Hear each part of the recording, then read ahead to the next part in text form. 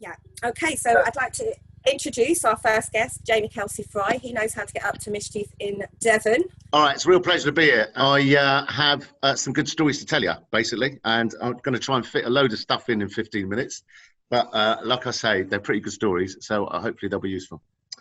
I moved into a housing block in East London in about 30 years ago. Knocked on every door, right? So I've got a double barrel name, Kelsey-Fry. Knocked on every door, 42 doors. 40 doors. So I went, hi, I'm Jamie Kelsey-Fry. I've just arrived. I want to start a tenants and residents association, yeah? And 40 doors just slammed it in my face straight away. 2 doors kept them open. There were mums. And we started by doing a kids gardening club, yeah? So in those days, there was something called the New Deal. You could raise money, communities could raise money, but only little bits. But we started by running a kids gardening club in the block. And that was a really good thing to do because there were loads of kids there. And, you know, that got all the mums or dads involved, whoever was looking after kids during the day.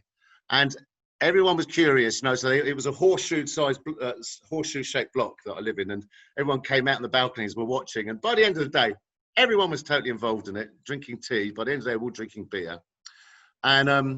And that's how we sort of built it. And there's an important story in this, right? So then we went on and more people got involved. You know, my advice is do things involving the kids, do things involving food, you know? So we rate, there's out of 42 flats, there was like, I don't know, there's nearly 20 different countries or cultures, yeah? About 15 different cultures, yeah? From Greek Cypriots to Kenyans to Turkish, to all over the place. So everyone got, we raised the money, everyone got like 15 quid. And then you all cooked food from your culture.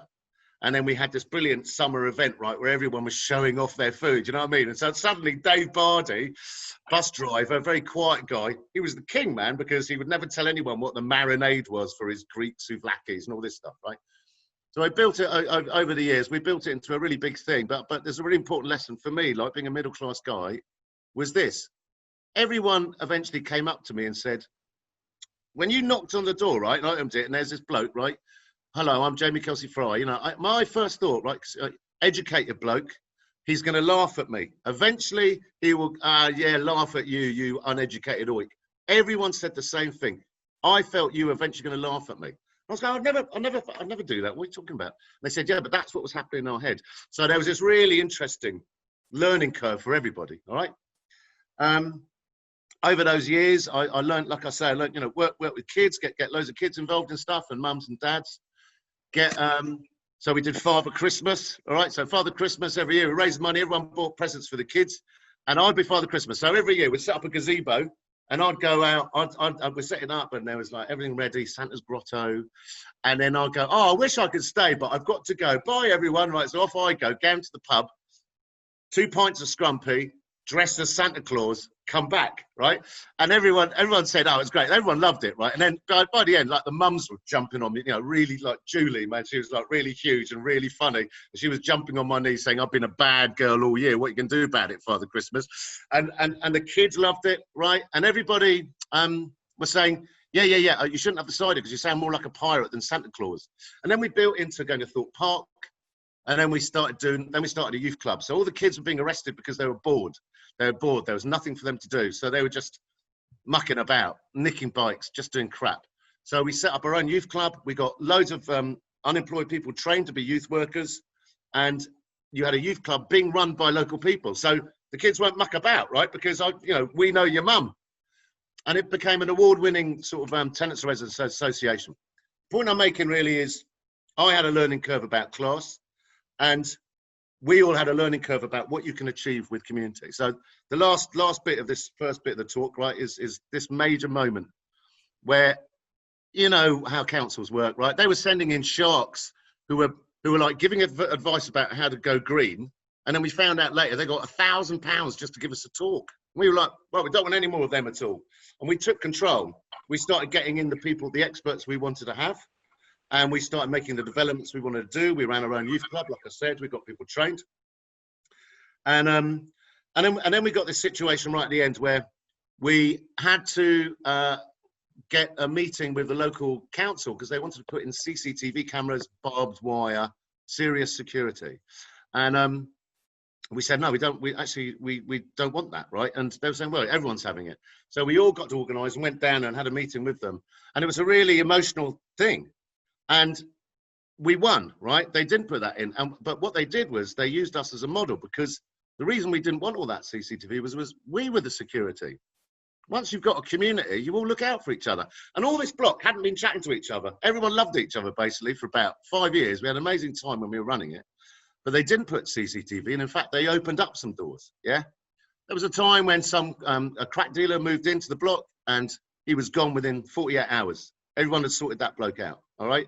There was a time when we kind of made the kids' gardening club get even bigger, and we actually did a whole load of plants. And we woke up in the morning, and a lot of the plants had been nicked. And if you you could follow the trail of earth, like about 10 minutes down these streets to someone's house. They'd obviously nicked it when they were pissed, right? And of course, the whole block went down, and we're knocking on her door, going, "Give us our plants back," you know. And we brought it all back, and we made him plant it. If everyone takes part in all of this, the community owns it. We're all proud of it, and that's what makes the difference.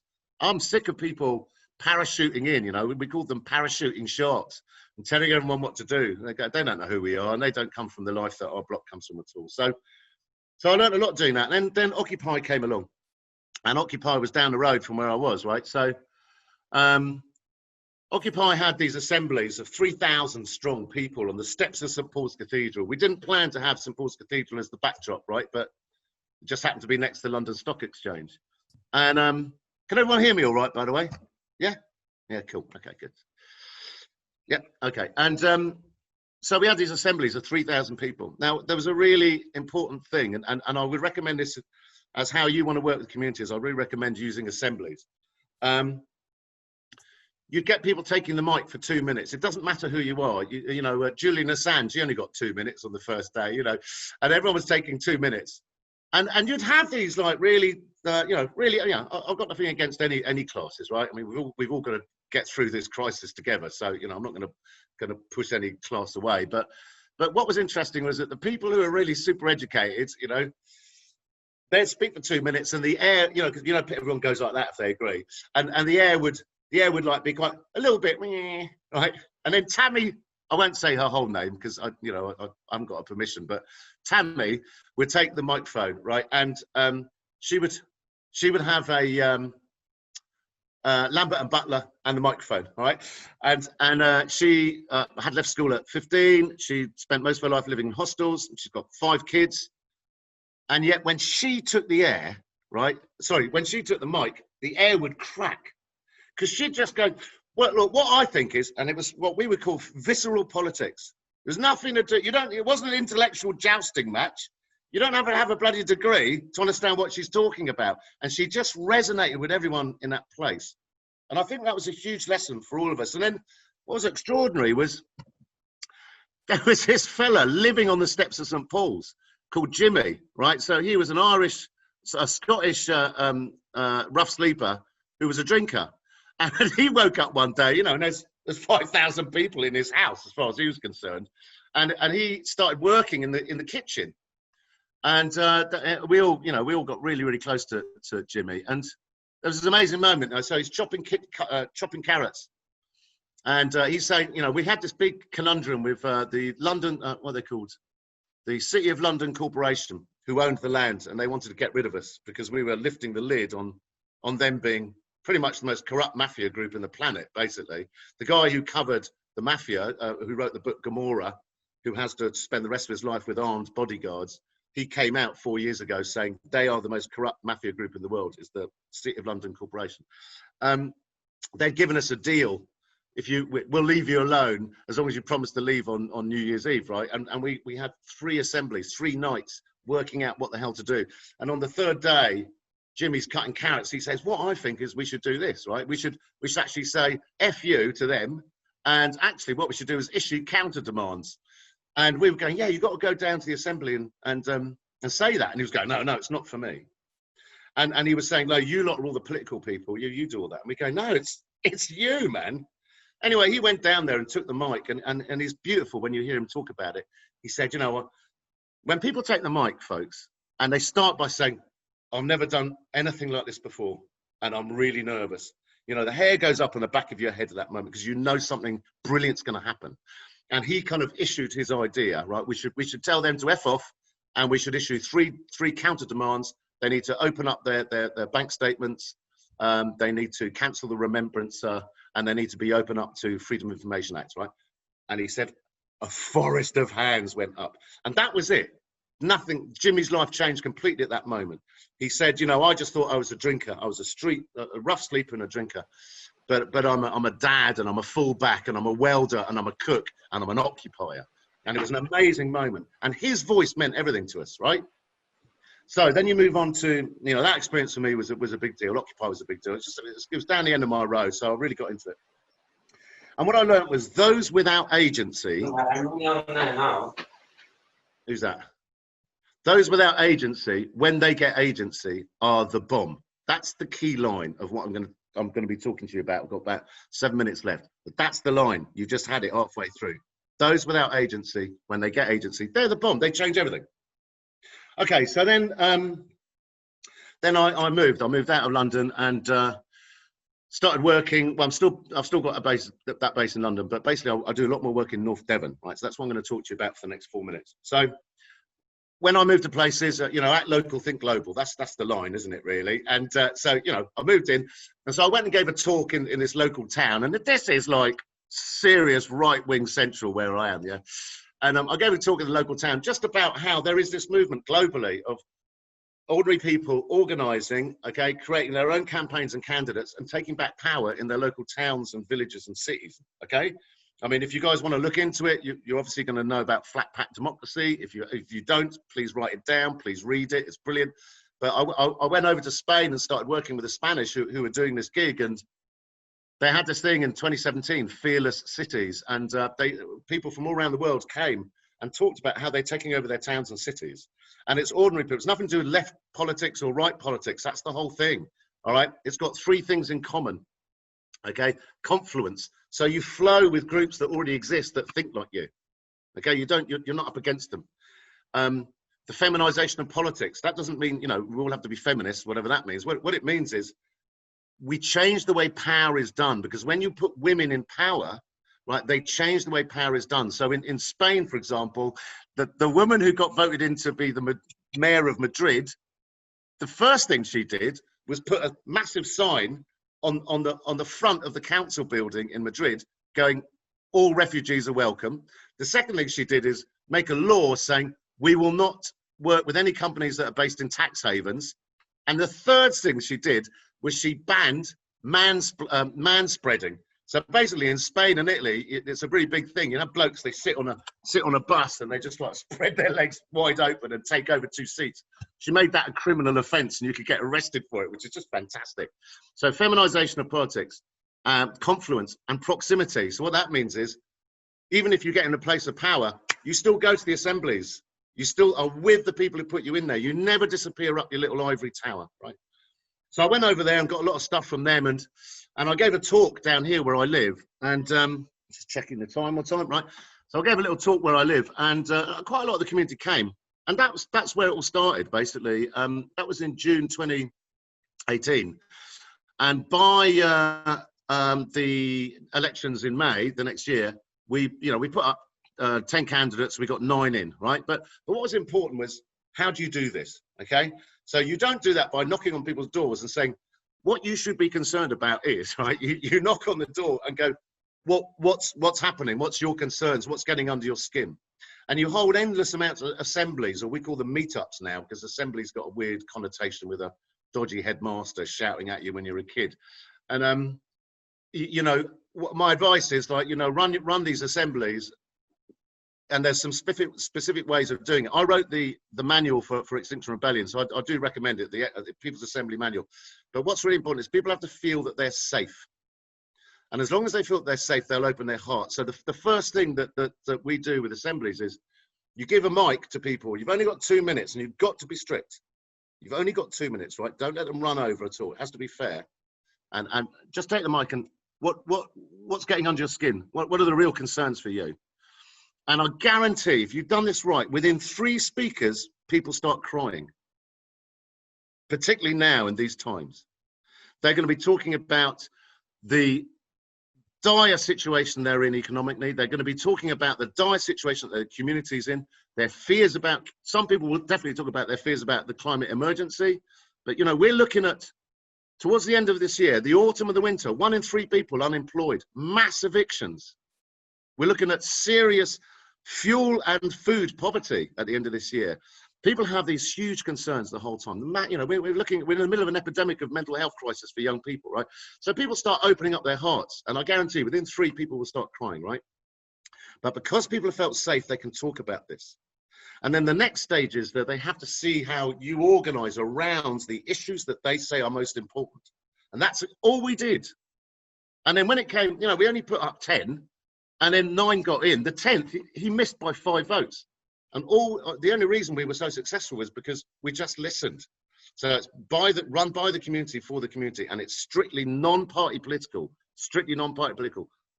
You know, I'm not going to get into the politics of left or right at all, but I do know from my experience of doing this kind of work up and down the country now is people do feel betrayed by the major political parties. You know, unfortunately, they feel seriously betrayed by Labour, okay, as much as they also feel really betrayed by Tory. Okay, a lot of people voted for UKIP because they were just going, well, it's not left or right, yeah.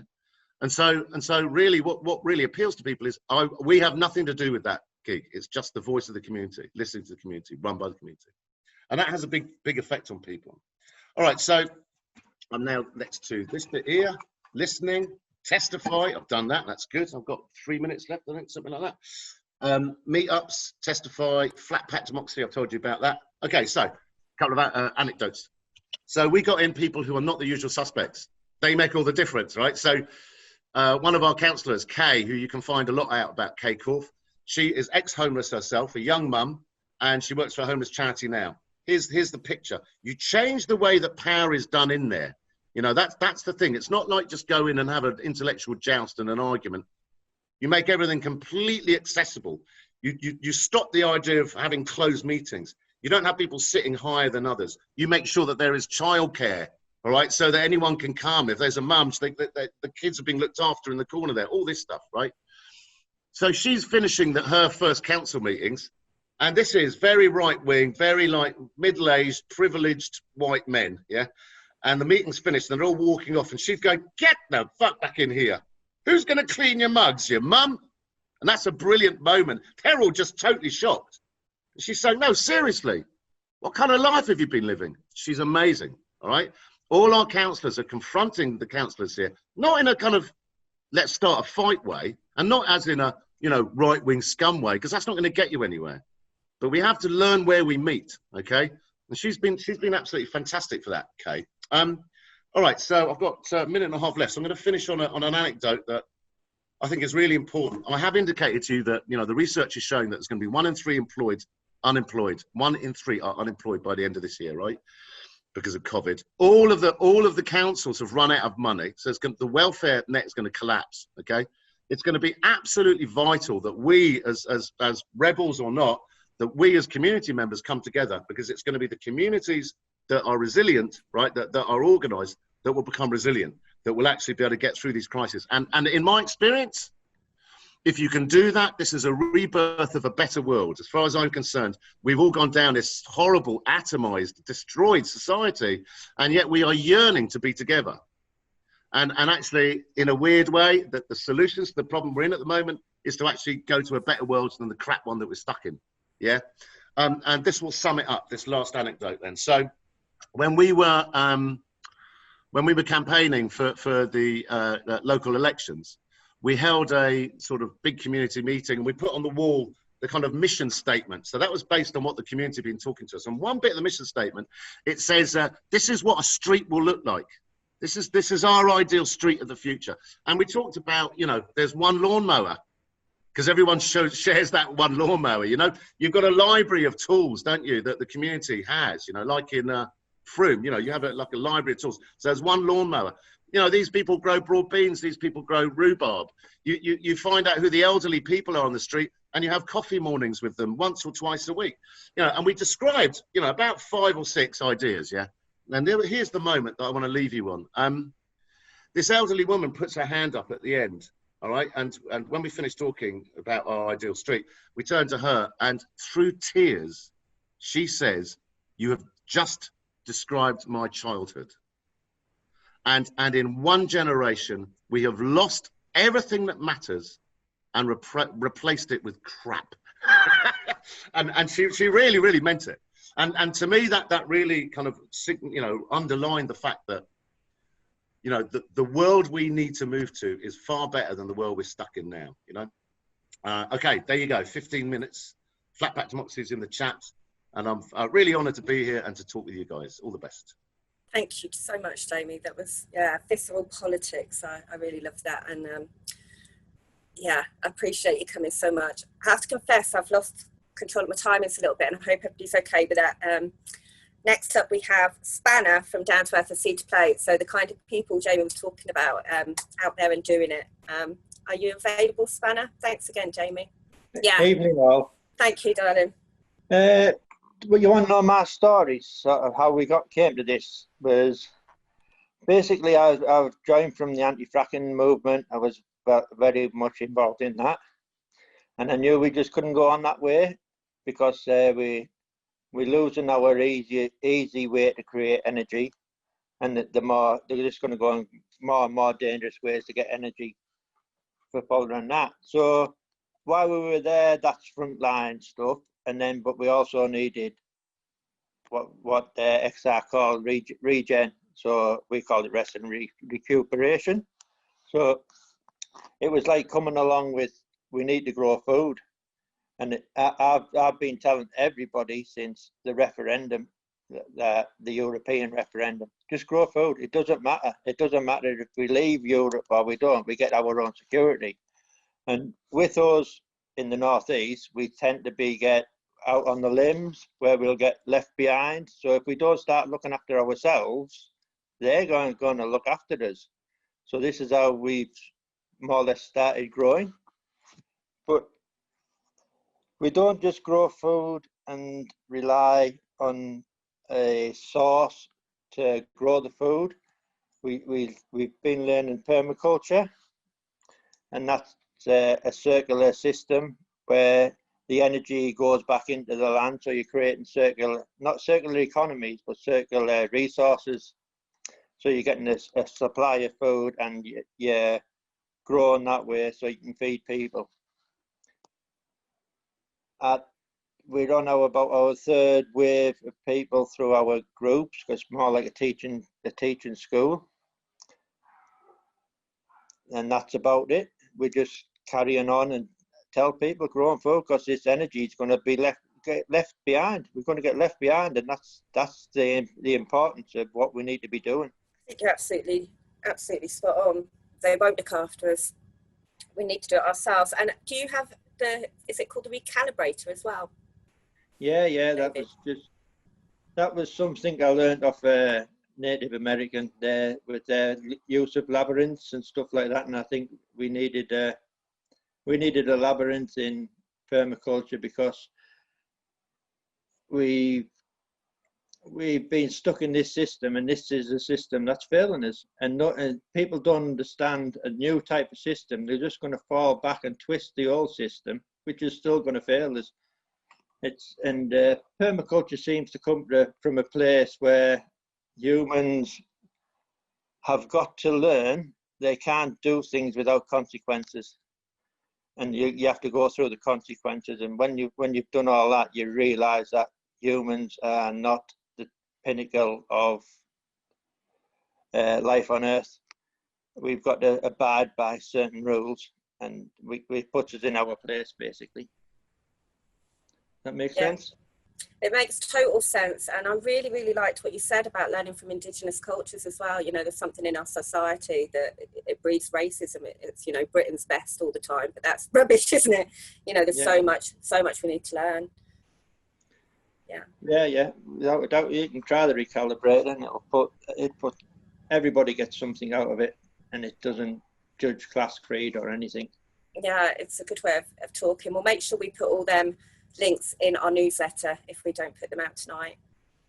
Okay. Is there anything else you'd like to say, David? I'm not on top for ages. Yeah. But- I wish we could go down the pub and just hang out and have a talk. Yeah. Yeah. Soon, hopefully. I'll cut it short, Gus, and then you can get everybody else in. Are you sure? I think we'll hang around anyway. It's too fascinating to go anywhere. Thank you so much. Yeah, we'll share links to everything that David was talking about, especially the recalibration, because I found that incredibly exciting when I started looking into it. It's a way of decision making as well. Yeah, it's that's only been going about a year, but the results have been fantastic of it. And where it goes, I don't know where it's going to go. It's going to lead, but it's going places, and it's getting, well, it's based on spirals, and it's spiraling out of control a bit, so that's all good. Yeah, that does make sense. David, you're cracking. I'm coming for that beer at some point. All right. Next up, we are going to hand over to, better than a pub landlord, we've got Al from the kitchen. Are you there? The Extinction kitchen. I've been sitting there shitting myself. And you've got to watch out for that recalibrator, because it will make you cry. You know, it shook me right up. It really did. I like to think of myself as being pretty in touch with people. How do we connect? Well, you know, Maslow's hierarchy of needs, all that. Food, you know, that's how I connect with people. I'm sitting here looking out the window, looking at the trees. I've got trees at the bottom of the garden there, old woodland. Really lucky to live here. I live in a really middle class area, but I'm working class. I don't like these labels, you know. We were talking about this today, me and a couple of pals. Yeah, I work for a living. I'm a chef and a plumber, right? They're my two kind of skill groups. I work for a living and I've got class, so I guess I'm working class. How do I bring people together? By feeding them, by upskilling people, you know. I've had all sorts of people come through my kitchen. I've had employees, I've had apprentices, plumbing apprentices, and all the rest of it. And the only ones that have ever, this sounds a bit harsh, you know, but the ones that have actually stepped up to it the most, the best, and actually kind of taken control of it and done something with it, I've been like kids from working class backgrounds. If you don't know what it is to go hungry, then you don't really appreciate the value of food. And I know what it is to go hungry, and I don't like it. And nobody should have to endure that. Hunger's really disempowering. It takes away your energy, your ability to do anything. It takes away your voice. There's two things I've done with Extinction Rebellion. Now, I had a script for all of this, and I threw it away, so I'm kind of winging it here. But there's two things I want to talk about.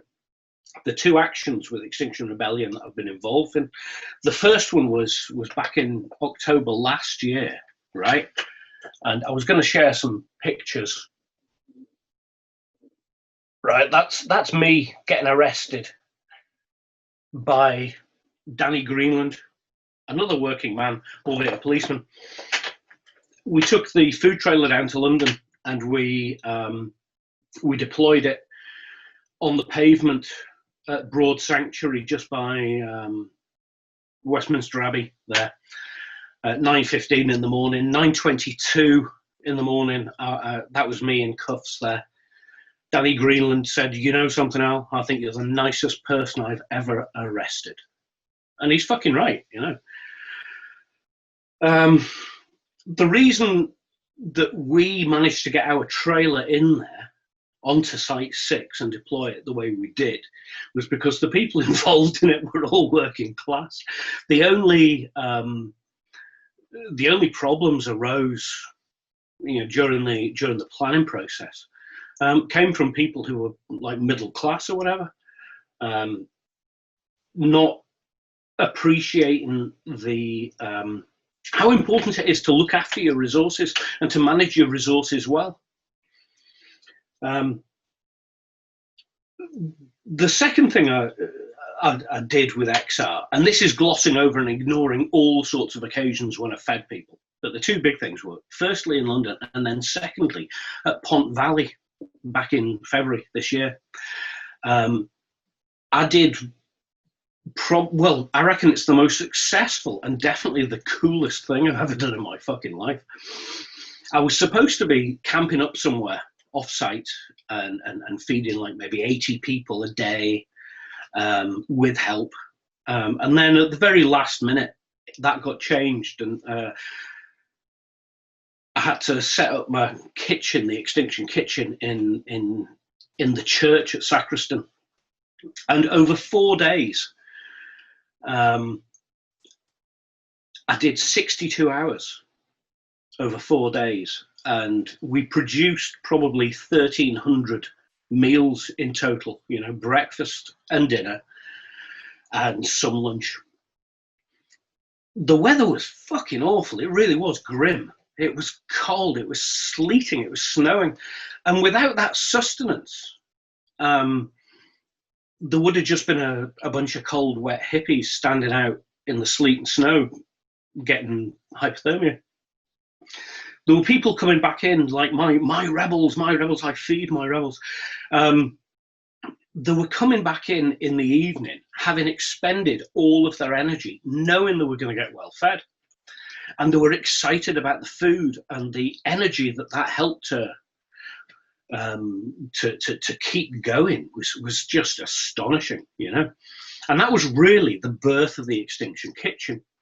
I had a bunch of bookings for this summer, and they all evaporated, obviously, with COVID.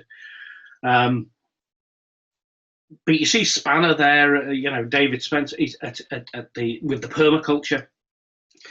My role in all of this is to take the food grown by rebels into the rebel kitchen, the Extinction kitchen, and then to feed rebels with that good food grown by good people, being fed to good people.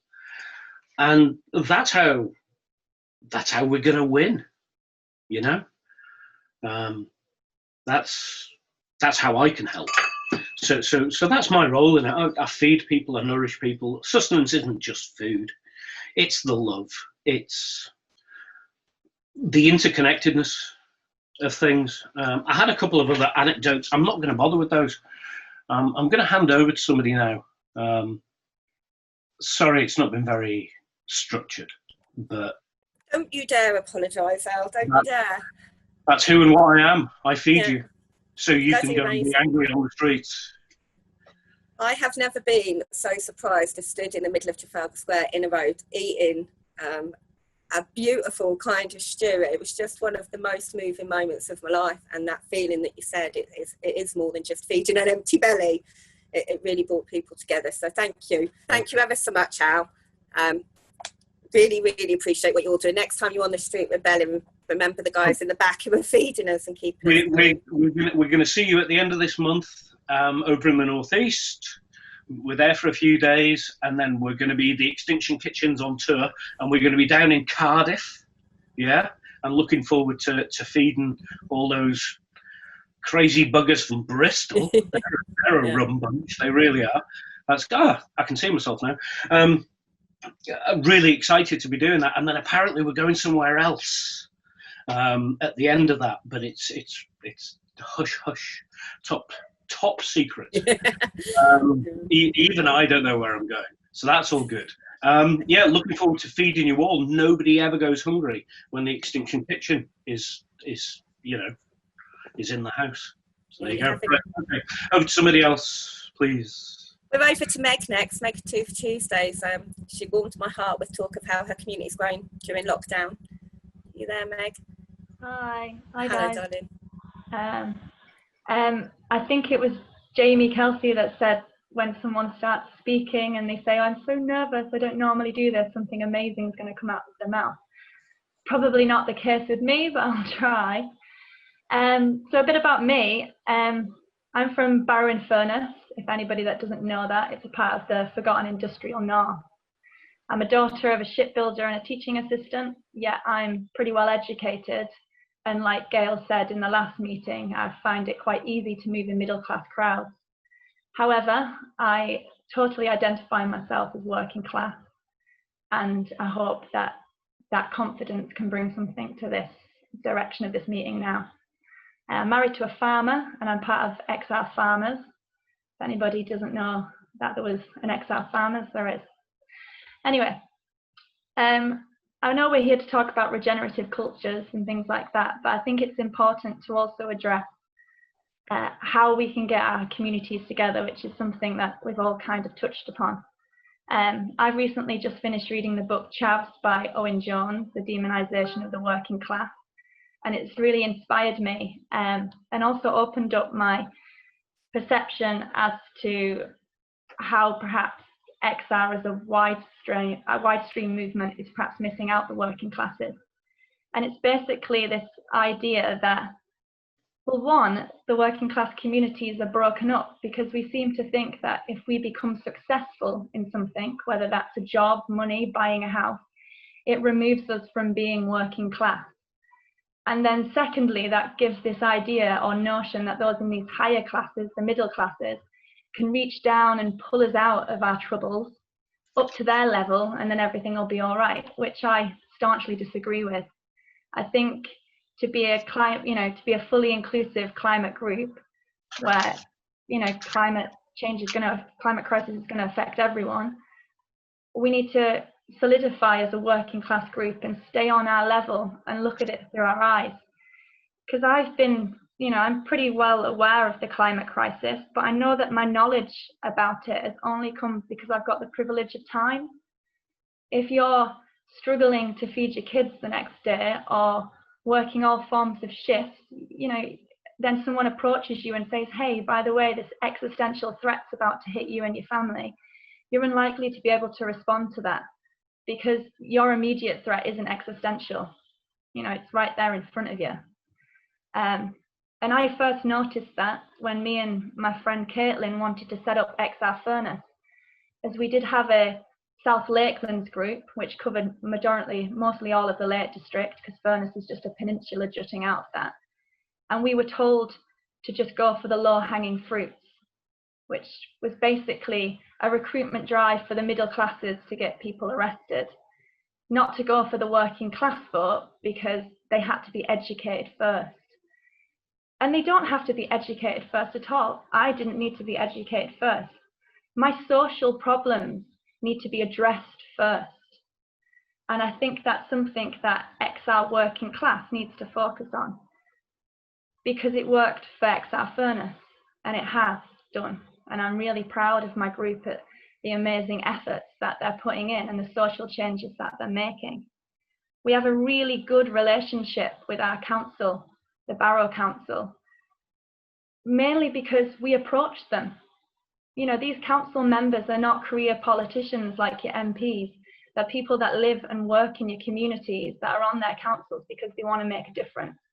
So if anybody is in this group now and is part of an XR district group and you haven't approached your council, then I strongly suggest that you set up a meeting with them, even if it's just to introduce yourselves, to say that you're there, to say that you're watching, and also to approach them about the social issues that the council will be trying to address, and say that you're willing to support them in addressing that, because you can't have climate justice without social justice. Second to that, there's other things that we did in XR Furnace. It started off at Christmas when we realised that a lot of people in our districts weren't able to maintain the materialistic hopes of the children in the area. Capitalism is the main cause of this cancer on our planet. And I think one of the subtlest, yet probably one of the most powerful ways of dealing with it is to break the chain. So we set up what was meant to be a free toy swap, which then turned into a free toy shop because people were just amazing with the donations, to the point where we rented out a village hall and had it as a full shop where people came in, the children came in. Obviously COVID might make that different this time round, but they were able to take what they wanted. We had parents that left with, bikes, like proper mountain bikes, like that they couldn't have afforded to have bought, you know, for twin girls. I mean, I can't even afford a mountain bike now, let alone thinking if I had twin girls. And it broke that concern that they had, that how they were going to be able to fill that very real problem in front of them. Because at the moment, the climate crisis, though it's a real problem in front of them, it's behind a veil of lots of other social difficulties. And until we build those communities and lift that veil, how we expected them to prepare. So we did that. And then stemming from that, we then decided to look how else we could further help our community, how we could help ourselves. And when COVID hit, our food bank ended up having to close temporarily because, one, they couldn't get donations through, whether that be because the supermarkets were being bought out by people too scared, people that were hoarding things, or because people were too scared to go out and actually donate. So the money was there, but their volunteers also, due to food restrictions, were unable to purchase a full tray of beans or pasta. They had to go in and buy it one item at a time. So we simply just got out again in our community. We put a call out on social media and we called it 2 Tin Tuesday, because everyone loves a bit of alliteration, and basically said that if they left 2 tins on their doorstep, one of our volunteers would go and collect it and donate for them to their food bank. And it's by doing this, our food bank not only was filled, but it's now unbelievably stocked that we've had to, and, you know, very fortunate to be able to venture out into other community hubs. From doing that, we've then built a really good rapport with these other community hubs. And on the Sunday leading up to the rebellion, which is meant to be the Regenerative Day, a celebration, we're doing a big community picnic with free food from the collections that we've done, where members of our community can come down with a shopping bag and just take. Because, you know, charity isn't about passing good luck down, it's just about sharing in a strong community. You know, we've got no ego about this, we're just here to build a resilient community. By doing that though, it has started to lift that veil, because we are a climate activist group first and foremost. So we do social justice because we care for our communities, and that's part of climate activism. But by moving into these hubs and reaching out to these people that before then, you know, didn't have the time or had too much difficulties to look further than beyond where the next pay packet might be coming from, we can now have a conversation with them, and we are. And the support that we've got in Furness through doing social actions is immense.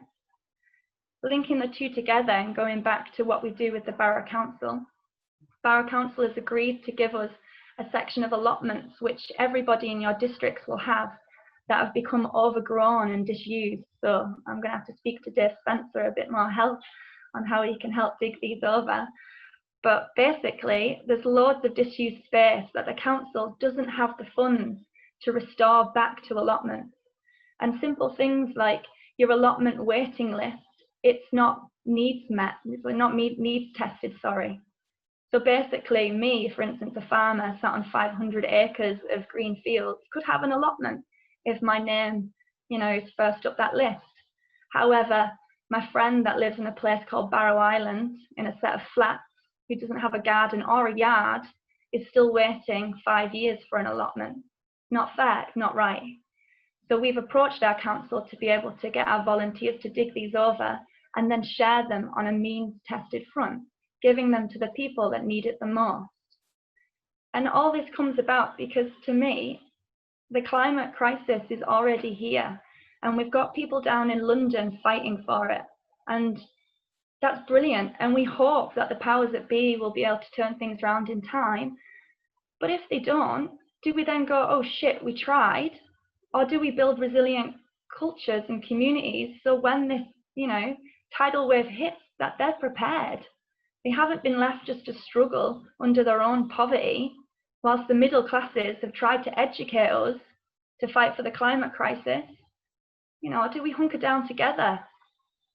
So at XR Furness, that's what we've done. And we're doing really well at it. And I hope that, you know, our experiences will be able to motivate others to do the same. I hope so too, Meg. I think that certainly qualifies as something wonderful. Yeah, it's just It's just so bloody inspiring, isn't it? And we do need both, but we don't need to ask permission to build our communities up. We can get on with doing that ourselves. And yeah, that's just beautiful. Next up, we have Mark from Connecting Communities, and then we're going to take a little break and we'll have Phoenix and Lauren. Mark, are you there? Thanks again, Meg. Hi all. Sorry, running late. Hi. Hi all you lovely people. Thanks for the great stories we're hearing. I'm Mark. I'm also part of XR Eldership Development Circle, and I'm up here in the northeast, not far away from Spanner, and we do some stuff together. And I have a friend here who's Andy. He thought he was coming round for tea tonight, but he's the director of the organisation that I'm part of. And I thought it'd be great to have him on to give a bit of the story about where the organisation came from. He came back from Texas a little while ago and told me an inspiring story, which I thought I wanted to be a part of and maybe become the rebellious creative edge to. And so that's what we've done in the last couple of years. So I'm going to hand over to Andy and ask him just to give us a little bit of the story of how Cultivate Tees Valley came about. Thanks, Andy. Thanks, Mark. All right. I've been told that if I want dessert, I've got to be on this call, so it's too good to miss out on. Yeah, so I moved to Dallas back in 2011 after living in Teesside all of my life up until that point. My background was working in children's homes, did some work in homeless hostels, working with people with addictions, worked for Young Carers projects, and then other youth-related organisations. Went on to do Masters in Youth Work that was based in Teesside, a lot of looking into the community of Teesside and theories around underclass and, you know, all the conversations that are about classes and how people are categorised into those spaces. But I had the benefit of studying and working in the community at the same time, so it was great to kind of have that actual kind of learning as well alongside the practical learning. So I went to Dallas, started a non-profit over there, and ended up in South Dallas, which is a really highly deprived area.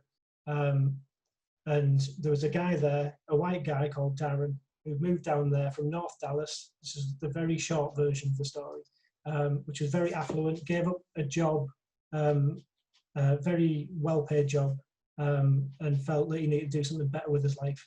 Moved into the equivalent of the Bronx in South Dallas, old kind of very segregated communities, predominantly black community, terrible health outcomes, high crime, poor education, intergenerational unemployment.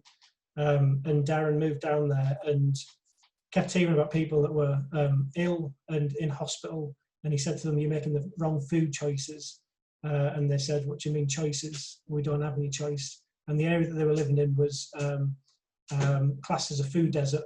So it was a 3-hour round trip on a bus to go and get fresh produce, because any of the kind of grocery stores around there had shut down a long time ago. The local liquor store was where you got your food, which was tinned food, highly processed, full of salt, sugar and fat. That's also where you bought drugs and sex and whatever else. So it was a really, really challenging community. So he decided as a bit of a protest to start growing food in his front garden. And people started to come to him when he was doing that and asking if they could get involved. And there's the story that he tells basically gradually spent time. The first night he was there, he had a fight with somebody because he had to kind of prove that he was in there for the good. They thought he was an undercover policeman at first. Anyway, he kind of earned the trust and people were coming back, and he took over his front garden. Then he put an aquaponic system in his back garden, so he was raising fish, growing leafy veggies. There was a lot of land next to him. He took over that, started growing there. That was around the time that we met him, so it was really early on. So we got to see the kind of the story unfold.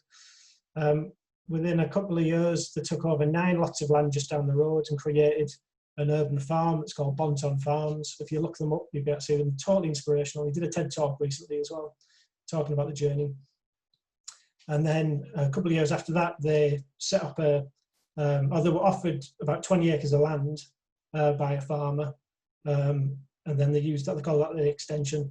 And then a couple of years after that, I might have been within a year of that, they were offered another 20 acres of land. So this project went from being something in his garden, one white guy from an affluent area with no experience of farming or growing or anything like that, wanted to do something. He wanted to say to the system, this is wrong. These people have been forgotten. We want to do something about this. And people got on board. And for him, the starting point was about improving people's health through good food and feeding hungry bellies. But through the journey, what he realised was that it became just as much, if not more, about day-to-day training, education, friendship, building community, giving people things to do. And people who have been born into kind of intergenerational unemployment now have jobs, and that's one of the key things within the area. Really well known, amazing project. And I was lucky enough to be in Dallas at the time that started to be around it. So when I moved back over here, I knew there were some similarities with Teesside in terms of some of the, the Northeast has some of the, when you look at the indices of multiple deprivation, one of the areas that we work in is ranked 74th out of 2,500 super output areas, which if you don't know what that is, it's bad. It shows the worst health, the worst education, worst crime rates, that kind of stuff. So moving back over, I knew I wanted to do something similar. Knew Mark from my previous life over here, and he was talking about some similar ideas. So we set up something called Cultivating Tees Valley, and we've done some work alongside Spanner. Spanner actually referred us onto one of the sites that we have now. And basically what we do is we take over unused, so similar to what you were saying, Meg, taking over unused land. Some of it will be allotment spaces, some of it will be the grounds in the back of a church that they're not doing anything with, but they want to do something like they want to start grow some fresh produce for their food bank, and then try and get people involved from the food bank. So there's a kind of practical element to that. And then there's a youth club that we're working alongside at a field behind where they are. They asked us to run an environmental project for them. So we're there today in the middle of building chicken coops and laying out raised beds and working with kids that the education system, that struggle in an academic educational system, yeah. And we're able to work alongside them and do practical skills.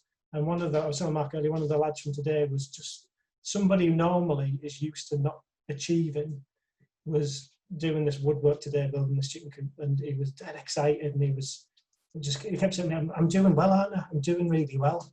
And for me, some of this work is about that. It's getting to that point with people where you're seeing a difference within them, and that they can do something that they never thought they could do before. And I suppose that's part of what we want to do in terms of teaching people how to grow food, to feed their own communities, looking at educational programs around the environment, looking at reduced food waste, with zero food miles, all those kind of things within that. And it's really exciting. And we've been running really for about a year and a half, I think. Yeah. And we're in a really exciting place. We got a lottery grant the other day for £96,000, which for an organisation that's a year and a half old, in my experience, is pretty good going. We've got to a really good place with the local authority, with non-profits, food banks, schools, the local university, and there's this great kind of network and connectivity between us all.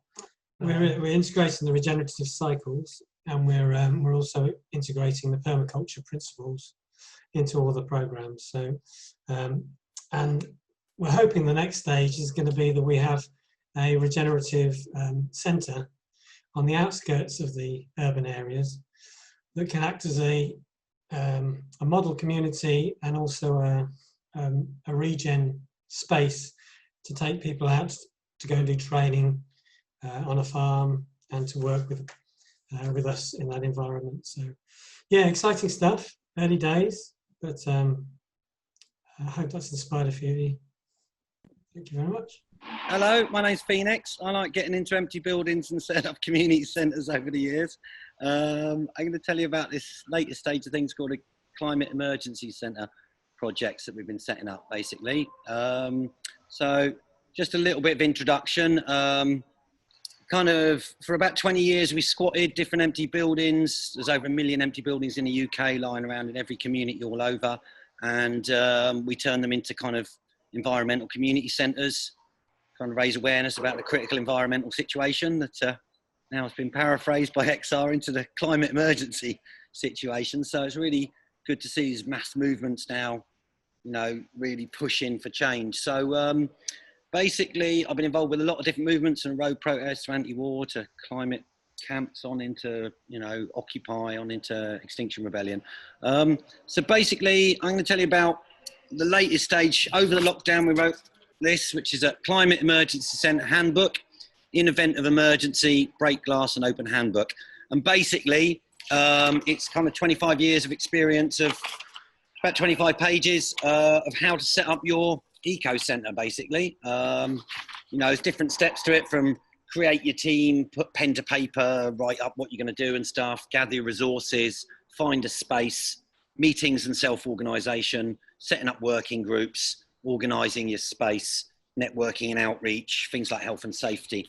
So basically, you know, a lot of our centres have been used for direct action over a lot of years. After 20 years squatting, the government made it illegal to squat residential. You can still squat non-residential buildings. So we went into trying to get buildings legally, because all of our communities need buildings and spaces. So we set up a not-for-profit company that set up the Hive in Dalston. Originally got it for 6 months, then it lasted for 2.5 years. During those 2.5 years, we had about 1,000 different community events. So I moved on from that to set up a charity called Space Generators, basically. And we're currently in this massive old home base in East London in Ilford. And basically, we got it for 2 years on a meanwhile lease. So I'm going to run through, basically, I'm going to share screen, hopefully, here. There you go. These are some slides that were put together to kind of make it a bit more visual. All right, so basically, this was a generic set of slides that people can adjust, done by the Climate Emergency Centre group in Guildford. We've basically got groups in about 10 different cities up and down the country in various stages of setting up or approaching councils or empty buildings, from Brighton, Lewis, Guildford. Staines massive have actually got they were offered a Toys R Us building, now they've got a William Hill building they've actually doing the lease on now. Swansea, Manchester, Newcastle, Doncaster and Rotherham, Oxford and Witney, Hereford and Farnham. So there's groups forming in those areas and they're trying to get buildings. So basically, and using the handbook, and we have a kind of video Zoom chat every Thursday where we link in. So go through the slides. Climate Emergency Centre, whatever town you're in, community organising in a time of escalating social and environmental crisis. So these are designed that you can basically, you know, add in your town and different things. This is stuff that most of you groups involved with XR already know about, how critical the environmental situation is. This is why we need climate emergency centres. Just say this is not specifically an XR project, it's an outreach project. It's like reaching out to movement of movements for many different groups. We want to link with transition towns groups, mutual aid groups, all different sorts of groups, youth and elders groups all over. It's about networking, reaching out to as many groups as possible and bringing together a kind of wider alliance of groups. It's a slide about how critical the situation is. You know, most countries aren't even getting, Paris Climate Summit didn't do enough, and most countries aren't even getting anywhere near that. Your local council's only got a certain amount of, I'm going to skip past this one, it's not as relevant, but so basically, how do you generate community buy-in? A climate emergency centre is the next logical step after declaring climate emergency. So there's a really good website, climateemergency.co.uk, I think, or something, and it shows the 330 councils that have declared climate emergency. So the centre offers a focal point for organisations, residents to work together in building a community climate action plan on things like energy, transport, waste management, education, planning and land use. There is already a climate emergency declaration in a lot of councils. Some of them have got a climate emergency plan, but a lot of them have gone through really bad austerity. They don't have much money. So if you can form a group, starts off with a small group of 6 to 12 organising people, and then you hopefully build a wider alliance of 4, 5, 6 to 8 local groups, elders groups, youth groups, transition town groups, mutual aid groups, or, you know, different groups to come together to work on the centre and kind of be a project support circle around your organising group. And then reach out, there's something in the handbook about a list of 50 general groups in every town that you can reach out to try and network in to bring them in and build a big head of steam and local groups together. I'll move to the next one. So the Climate Emergency Centre is designed to engage the wider community to drive meaningful action, not just the climate crisis, but on food poverty, fuel poverty and homelessness in the borough. Doing things like education, talks and seminars, workshops, workshop space, circular economy resources, which means reusing and recycling things, sharing economy, that kind of thing. Adaptation and resilience, we know we've got to get into mitigation, into adaptation, transformative adaptation's a new one. Skill sharing, community energy schemes, people's assemblies. Part of this we've written in, we're working with the Future Democracy Group, so the idea is once a month in every centre, we'll have a people's assembly that feeds two ways. One into the kind of organising circle, and then out to also to the council of what the local people have come together in their assembly and said they want in the local area. Different social enterprises, any group that use it, we want to have certain eco-ethics on it, kind of thing. The culture of kind of like co-op and food schemes, time banks, vegan veggie cafe, gallery, recording space, you can have TV studio, music studio, that kind of thing. Repair cafe, bike repair. So these are just some of the ideas of things you can fit within a building. Solutions like a no waste shop, permaculture, reuse market space, rooftop gardens, energy gym, community fridge or housing projects. So, over the years, it depends on the size and shape of the building, but we've packed it with all sorts of events, workshops, talks, meetings, cinema, theatre, circus events, local community groups, local school visits, whatever it is, getting stuff going. So examples, this model has been used with great success in the Hive in Dalston. The Hive example of a community space using this business model. Before the lease expired, the Hive hosted 1,000 community events in 2.5 years. It was non-stop on about 3 floors, 7 days a week. It was pretty intense. So on the right here, now we've got Space Generators. Our charity's got a former Ilford home base is being converted into a climate emergency centre. The gardening section provides perfect space for permaculture and community gardens. The main 3 things that we're doing there is Eco Solutions Demonstration Centre. So we're going to have wind, solar, we're going to have bike-powered stage, bike cinema, an energy gym, hopefully, where people can generate stuff. We've applied for a grant to do bikes to the NHS because there's a hospital locally. Urban food growing. We've got some university bods going to come in, do vertical farming and show people how to grow food in the city, because we're facing a triple food crisis of COVID, Brexit and the climate crisis. So we've got to take over buildings locally and start growing food, empty warehouses, whatever it is. So, hold on, I think I've gone back one. Right, so this is a simplified business model, not my usual language. I'm environmental and community all the way, but we hit on this model. My old business partner at the Hive in Dalston, Respace, did not want everyone to know this. And this is what I'm giving out to groups all over the country with this handbook for free, because we all need space for our community and to take action on the environment. So, for example, basically every empty building owner, of every empty building you can see in your town, pays empty building business rates to the council. So say, for example, a building owner pays £100,000 per annum on business rates on a vacant property. If you set up a not-for-profit company, you get 40% off the business rates. If you set up a charity, you get 80% off the business rates. And if basically, there's something called discretionary business rates, and that's a form. If you type in your council, whatever, Rotherham discretionary business rates or Brighton discretionary business rates, there will come up a form and you have to fill that out. You have to be either not-for-profit company, I think you can be co-op, community interest company, but it's got to be not-for-profit or a charity. You fill out that form. Some of them are more complex. Some of them are quite simple, like Camden one where I'm from is really simple. And basically 4 or 5 questions. What are you going to do to help the local community? And you've got to list out, we're linked with these local groups, youth and elders, and we're going to do this, this and this. Hopefully from that, you can get 100% off the business rates. But in this, what we're saying is, so the Climate Emergency Centre obtains, say if you're a charity, you get 80%, or if you got the discretion, you get 100%.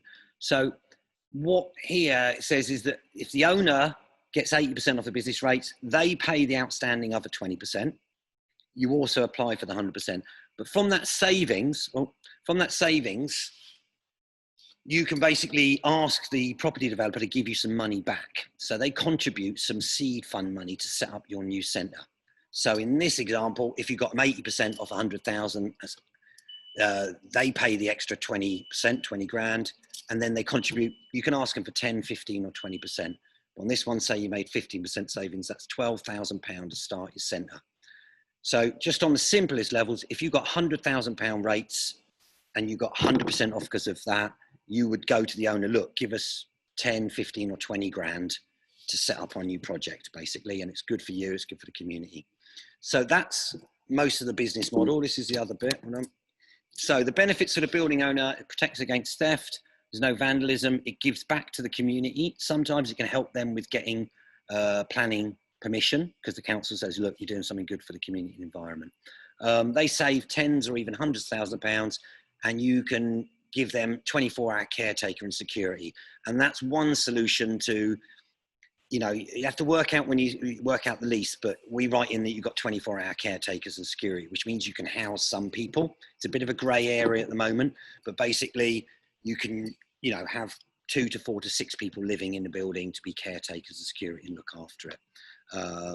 So last bits here really is benefits for the teams involved, and they generate income streams to fund projects. So you get your, whatever it is, 10, 20 grand off the money back from the business rates.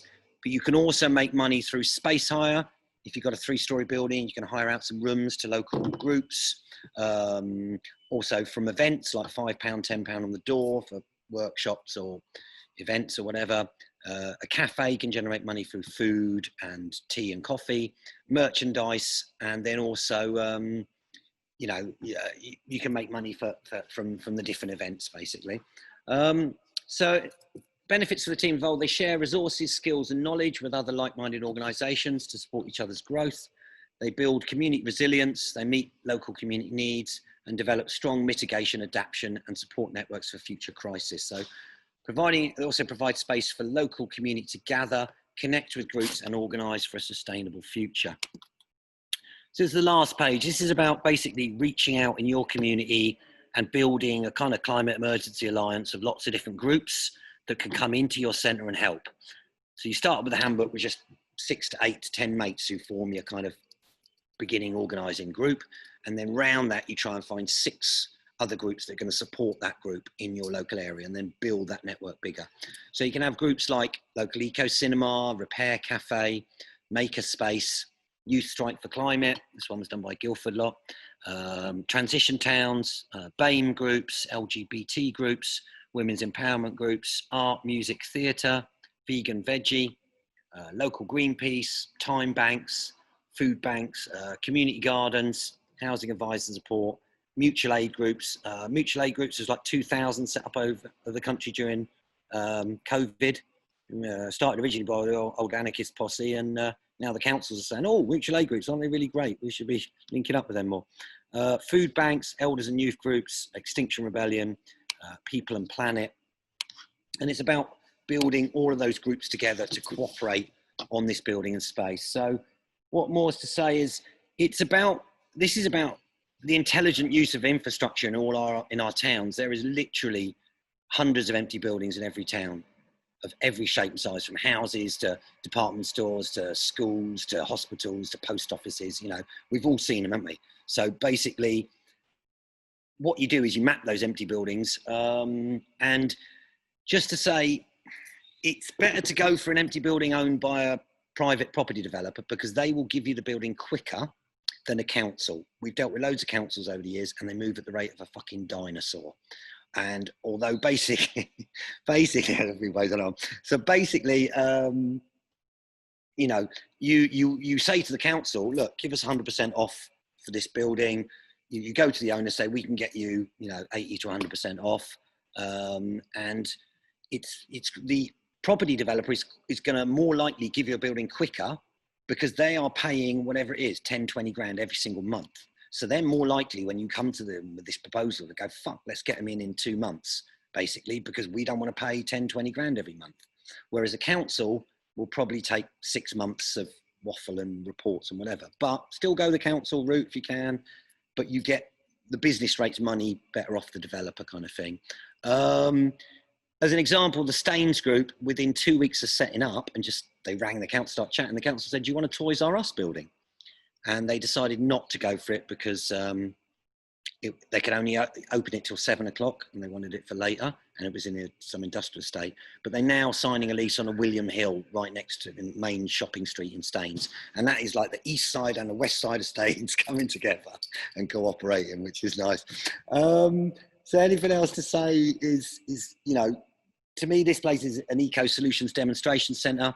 You know, we've got a massive amount of space. We've just literally finished a load of preparation. We're starting to invite local community groups in and get ready and stuff. So that's the basic model. This is a way that you can generate funds to run your centre. You can approach and get these buildings. And, you know, yeah, that's most of it. Each centre is autonomous, is decentralised, run it how you want. We've got some principles and values. We like people to, you know, work in an eco-friendly way and a cooperative way. And, you know, our house is on fire. This is absolute emergency. What we're basically setting up is fire stations and emergency centres for people to get together very quickly, organise, recycle resources and work together. It's fucking critical out there, people. So let's get the buildings and get organised locally and hopefully build a network all across the country that helps and supports. That's most of me. If Ruth wants to chuck anything in, Ruth is an absolute superstar and she's helped to build this whole network and get groups all across the country through XR and other groups talking together. Ruth, do you want to weigh in on anything? And then any other questions or anything anyone's got? And we can, so last bit's housekeeping. We do a Zoom call every Thursday, 7 o'clock. If you want to tune in, I can put something in the chat. We've got a Telegram chat as well with about 97 people on it. You can link on that for help and advice. Yeah, that's about most of it. And we have an open meeting here every Tuesday, 6 till 7 in London, in Ilford, if people want to come visit, get involved, help out. I need a lot of help. Okay, Ruth, any more bits that no, yeah, I think you kind of covered everything, darling. Yeah, no, I think the main thing with that climate emergency centres is really about your local community. So every single climate emergency centre is going to be different depending on which community it's in. So yeah, so it's built around the community needs, what's going on there. So they're all going to, that's why it's really important that they're autonomous and they're built according to what groups get together because of what's needed there. It also is very much about, so it's because it's about community needs, it's linking in the social justice and the climate stuff because the solutions to both are the same. So you know, so when we start looking at, okay, let's have a look at community needs. If you do it from a climate perspective, you start getting food sharing and time sharing and resource sharing and, you know, all of these things and locally sourced stuff and things, and it all kind of starts to, it all comes together. So yeah. Yeah, and yeah, oh, Phoenix has just put in the links to the CEC Zoom chat and the Telegram chat. I think Tracy's on the Telegram chat, aren't you, love? I am. So she can probably add people as well, but we can put links out. Thanks, guys. It's just, yeah, just so inspiring. I'm desperate to try and get one set up on my high street. Thank you so much for spending the time to come. I'd like to ask a question, either to Phoenix or Ruth, just quickly. Please do. I'm absolutely massively inspired by that. I've heard trickled down by the grapevine about these climate centres, and it seems slightly out of my reach, like a dream, but it seems like a real practical thing to do and something which my community needs. But I was going to ask, and forgive me, but we have a B&Q that is vacant and has been for like the past year, and certainly in our area it would be something like growing fresh food, like Mark's group was saying is very much needed in our district, and that was like the dream. But do you think that's, I feel like we're hitting punching above our weight? Is that too big to ask for? You know, should I ask for like a little community hall? It's a big one to start. Phoenix and Ruth. That's a really good question. And I suppose because our group's been doing buildings for 25 years and squatting big buildings, we kind of dive into it. And even this is big for me, this place. But the situation is, the bigger the building you go for, the larger the business rates they pay. So the more money you're going to get to set up your centre. We revising people on the chat to, you know, start small to medium and then go larger on your next buildings. However, you know, you can, what we used to do in squats and things is start section by section. If you've got a 3-floor building, you don't have to open all 3 floors straight away or a big B&Q. You just open the front 2 rooms on the first floor, on the ground floor, and then you move up gradually. I mean, the start of any community centre is a kettle, a little cafe, and a table of leaflets, and that's it. That's what the old M11 one I went to years ago. And then you talk to people and you say, come to a Monday meeting. What would you like to see here? And you start with an open mic night on a Friday and a cafe night or a cinema night. So start small. But yeah, I mean, if there's a B&Q, try for it. Get a group together first. The first start from the handbook is start your team up, have a few meetings for a few weeks, and then start to talk to the council. Say, do you know of any buildings? Have you got a list of empty buildings in the borough? And yeah, B&Q would be amazing. You know, we can help all the last bits. There's an email there, spacegenerators@gmail.com. You can get in touch with us for any help or advice. Don't mind chucking my number there as well. And we can help you you can either set up your own entity, you could go through Space Generators Charity, and we can help you to negotiate leases because we've got people who are good with that and stuff.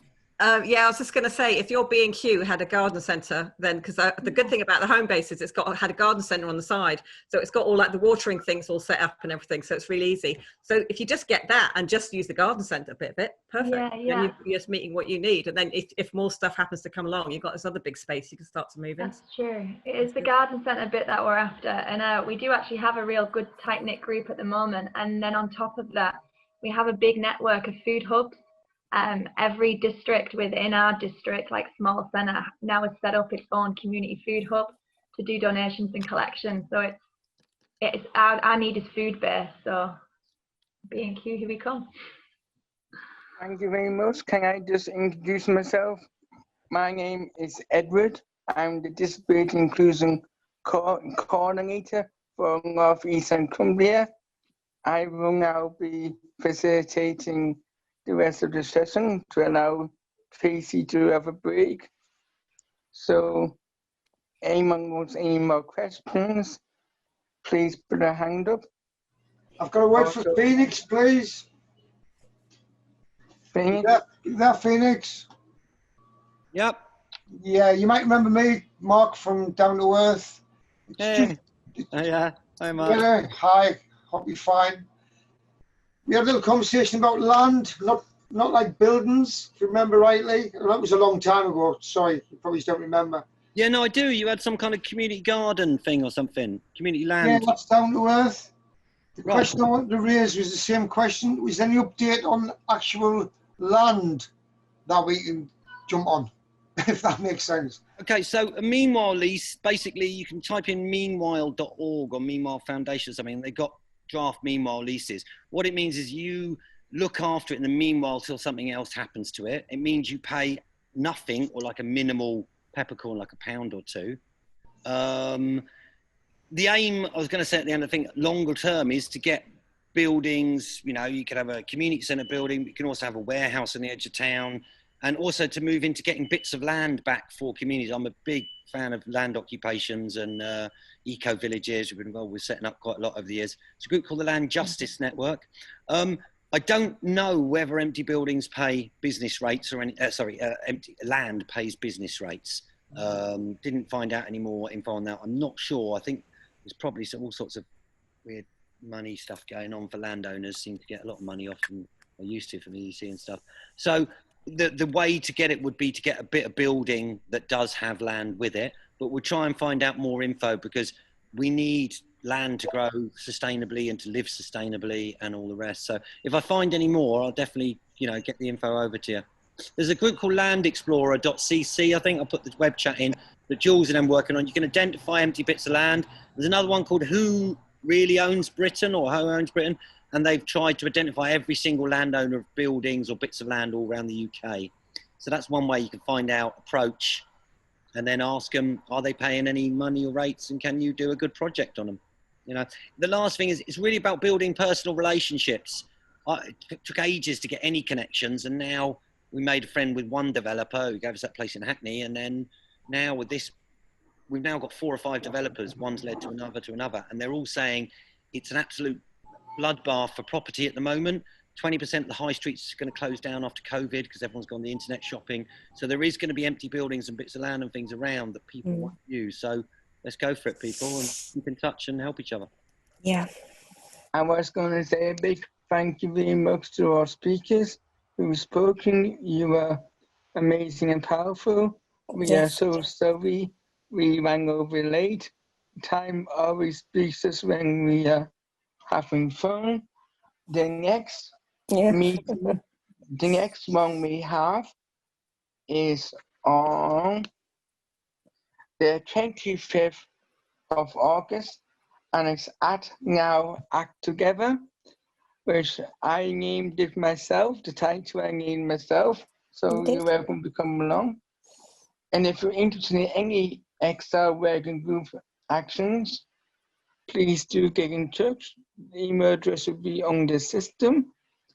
Also, anyone who is interested, there is a disability inclusion working group every other Monday,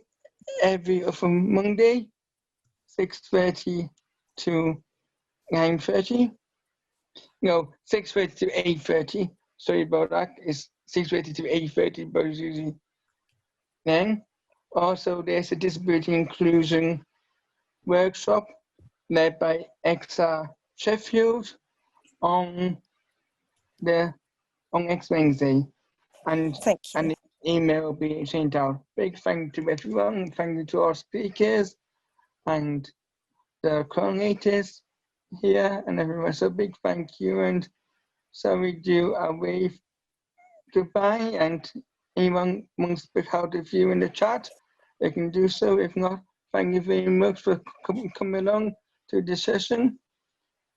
And I'm so sorry we ran over on time. Thank you. Thank you, everybody. Yeah, like Edward said, it was great. Thank you, Edward. Yeah, and we'll put all the info out in a newsletter in the next week. If we haven't got your email, please leave it in the chat and we'll get them out. But I think most of you are on our list. Thanks so much.